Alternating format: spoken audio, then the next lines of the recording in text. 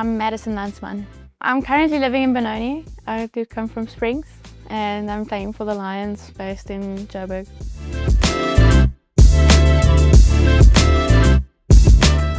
I think like most people in South Africa, it started with me playing with a tennis ball and a little bat in the back garden with my dad. Pretty much every other weekend. It was just something that I really enjoyed. And one day his friend, my dad's friend, came over to our house to say that he's going to start coaching cricket at the primary school I was at. And it just happened that we were playing cricket in the garden that day, and so he joined in and he was like, Madison can play a bit of cricket, she should come try out for the boys team and stuff. And we were like, surely that's against the rules, because back then it was like, you're not allowed to play cricket, you know, if you're a girl in a primary school. And he said, well, I will make sure that's not a rule. So I went to the trials the next Monday and I realized that I can play a bit of cricket. Made the team and it kind of all just settled from there. I realized that I really enjoyed the game. I got to the end of primary school where I started playing for the Eastern's girls under 13 team.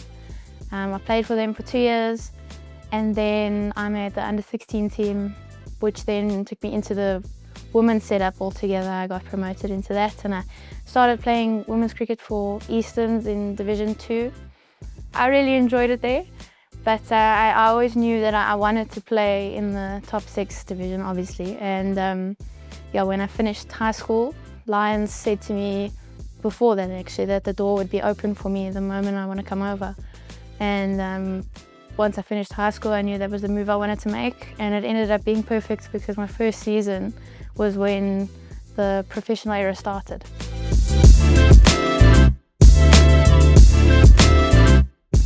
Well, when I was playing in the garden, I didn't know there was a women's Proteas team. I didn't know women's cricket was a thing, so I kind of thought, okay, well, if I want to go anywhere in this, it's going to have to be like boys cricket throughout high school, you know, I don't know. I think it would have to stop for me after that because I didn't think that there was that opportunity. It just wasn't something that, like, obviously it was there, but it just wasn't being told to anyone. We didn't know that was a thing. And when I was in primary school, it was like, what do you mean a girl's playing cricket? When I went for trials on the first day, the one boy said to me, no, the netball trials are on the other side. And I kind of looked at him and I was like, no, I'm coming here, I'm in the right place. And so it was different, you know, to what it is now. By the time I left primary school, there was more girls playing and it had started to become more of a normal thing. And now it's still not as big as it should be, but it's growing and it's unbelievable to see. I mean, even when I got to high school, then I saw girls cricket having high schools having a girls team, and it was unbelievable because that wasn't something that I ever thought was a thing.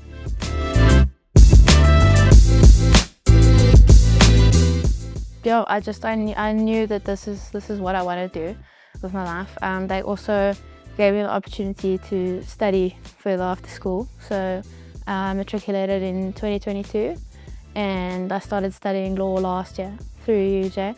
I've taken a gap year this year. My dad passed in last year, so I decided to slow it down and just really focus on cricket itself, which has actually really worked out quite nicely for me because I've realized what I do want to study.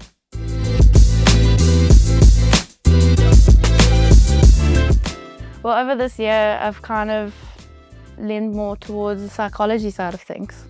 And I want to go into sports psychology and I want to learn more about, you know, just the mindset around sports. And because I think mental health and all of that has become a much bigger factor. Obviously, over the last few years, it's become something that people are talking about more and more.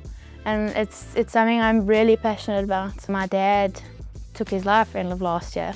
So that's something now that I want to get into studying to help people, and I feel like having a platform through cricket would be incredible because my voice obviously would be heard a little bit more. And I want to, like I said, study to help people in cricket and to help people around the world.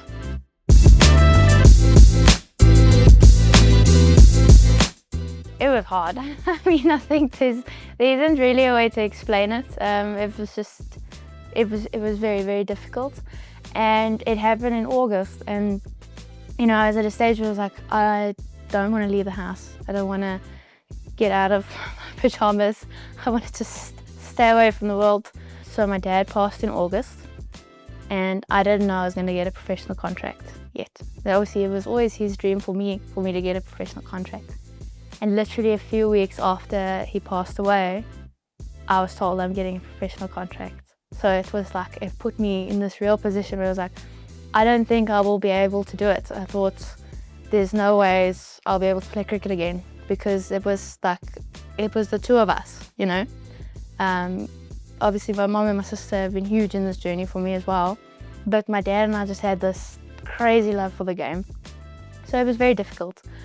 But when the contract signing period came around, I said to my mom, I genuinely, I don't think I'm going to sign. I think I need to take a break. I just didn't know what to do. And she said to me, look, this is something you've wanted your whole life. This is something that Dad wanted my whole life. And she said if I could do it for anyone, could I do it for her? Because if there's one thing that makes her happy still, is seeing me do well on the cricket field and enjoy cricket on the field. And I was kind of like, okay, well, I can't find any other reason to do it, so I'll do that. And I signed the contract, which meant that we were going to training 5 days a week. And, and so he passed in August, we signed in October.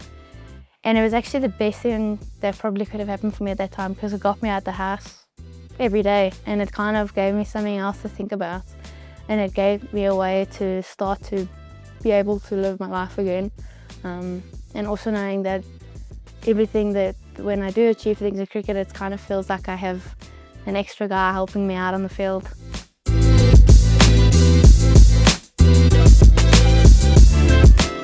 I feel like leaning on my mom and sister, the three of us have kind of been like this little team. I mean, we've all gone through this very hectic thing, and it's been like, if I'll have a bad day, my mom and sister will help me, and then we'll kind of take turns, and next thing my mom's having a tough one and we'll help her. So the three of us have been like each other's rocks. But for me, I've also leant into running, funny enough. I had a close family friend who knew like I was struggling, and she said to me, come, let's go for a run. Let's just go do a park run. We're going to see how it goes. Because I'd just come from a major shoulder surgery. So I'd been out from cricket for like 6 months. So I was really in a rough spot. But she said to me, come, we're going to go run a park run. We're going to just get out there. I did that. And for weeks and months after that, I would just go running with her every other day. And it helped me also create goals outside of cricket, because then I kind of really got into running, and then I did my first 10-kilometer race. I started signing up for more races, and with that my mom also said, no, I'm not going to run the races, but I'm going to walk them, and I'm going to be part of it with you, and got my sister out the house as well. And so that's kind of been a big tool for me. I mean, this year in July I ran my first half marathon, and I wrote a big hashtag for Dad on my arm, because it was something really special, and outside of cricket it's been a big help for me.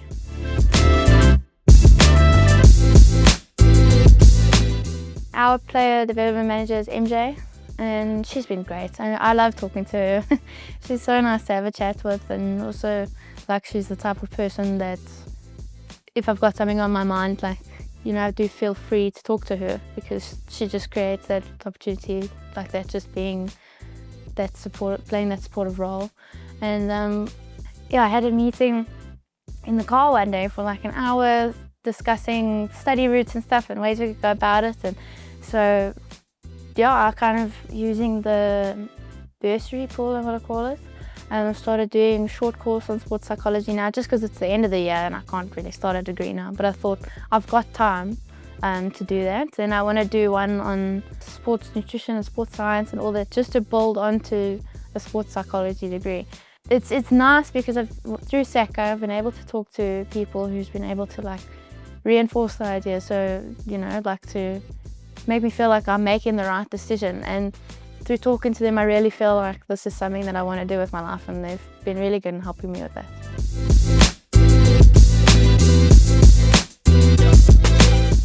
I've decided to go through UNISA next year, just because then I'll be able to do things in my own time and study, correspondence with cricket.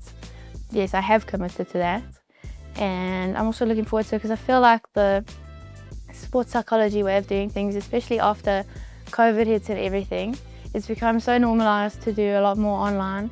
Through COVID, obviously, you couldn't go see people in person, and psychologists moved to being online and being able to have Zoom meetings, Teams meetings, whatever it is. And I think that makes the whole field a lot more accessible, like for all different parts of the world, because you don't have to be in person seeing the person. It's become so much more normalized now. So I think that opens a big window for me for something I can do while I'm playing cricket.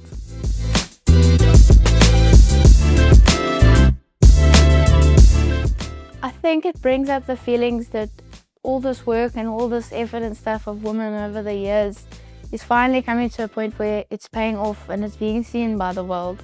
Yeah, women's cricket is just getting so much more recognition, so much more resources and just support overall. I mean, when the World Cup was in South Africa, I think it was last year, the Senior World Cup. I mean, Newlands was sold out how many times? The World Cup final was unbelievable. People are watching the game.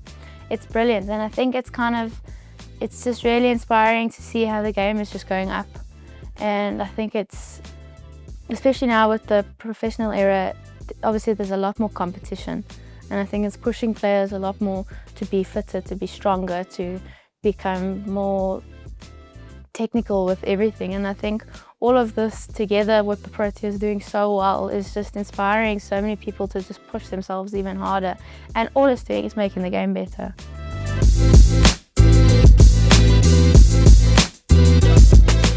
I think it would probably be to just allow yourself to enjoy the game a little bit more, especially when you're younger. You know, you're getting into it, and there's a lot of big things in the world, but at the end of the day, cricket is a sport for you to be a release and to be something you enjoy. And if you're enjoying it, you're going to do well. If you're thinking about what could go wrong, you know, odds are, so if you tell yourself, don't go out, odds are you're going to go out.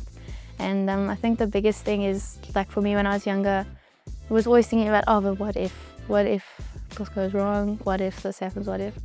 But there's a mindset shift that I've had recently of like, but you know, what if it goes right? You know, what if that shot that you've been training for hours comes off and it's brilliant? What if you have a good day, you know?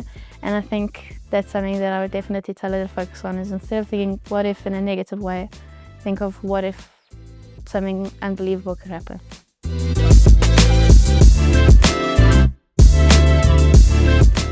Look, Proteas is the end goal, I think, for all of us now who aren't yet, and it's something I'm going to work really, really hard for and I've been working for.